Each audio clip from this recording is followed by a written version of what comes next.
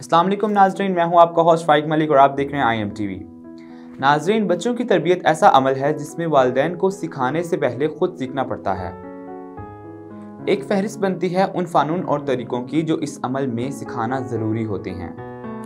इन तमाम में गुफ्तगू करने का फ़न सर फहरिस्त है। गुफ्तगू का फ़न क्या है? गुफ्तगू का फ़न ये है कि इंसान ये जान जाए कि क्या बोलना है, क्यों बोलना है, कब बोलना है और कैसे बोलना है। यानी ये अपनी रोज़मर्रा की गुफ्तगू को मुनज़्ज़म करने का नाम है। गुफ्तगू का ये नज़म बड़ों से ज़्यादा छोटों से बात करते हुए अपनाना बहुत ज़रूरी है, क्योंकि बड़े तो अक्सर हमारी बात को समझ लेते हैं लेकिन बच्चे इन्हें नहीं समझ पाते। गोया बच्चे वही कुछ सीखते हैं जो हम बोलते हैं और जैसे बोलते हैं। हम बच्चों से हर रोज़ मुख्तलिफ मौज़ूआत पर गुफ्तगू करते रहते हैं। इनमें ज़्यादातर गुफ्तगू बेसोचे समझे या गैर ज़रूरी बातों पर मुश्तमिल होती है।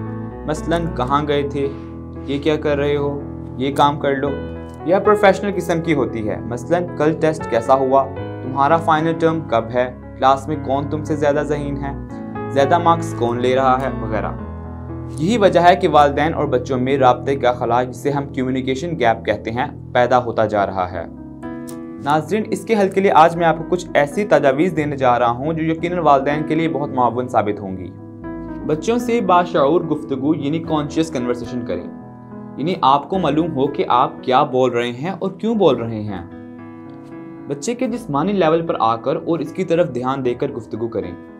गुफ्तगू आसान, गैर मुबहिम और वाज़िया हो। बच्चे की उम्र के हिसाब से अल्फाज का चुनाव करें। समझाने से पहले बच्चे को समझें। बच्चे की ज़हनी और जज्बाती कैफियत को परखें। गुफ्तगू के दौरान बोलने से ज़्यादा सुनने की कोशिश करें। बामायनी हरकत व सकनात, जिसे हम मीनिंगफुल गेस्चर्स कहते हैं, इन्हें अपनाएं क्योंकि ये असर रखते हैं। सिर्फ करो ना करो का तरीका मत अपनाएं, बल्कि गुफ्तगू में सवाल और जवाब भी शामिल करें। कोशिश करें कि सवाल ओपन एंडेड हो ताकि बच्चा बोलने से पहले सोचे, समझे और कुछ नया खोजे।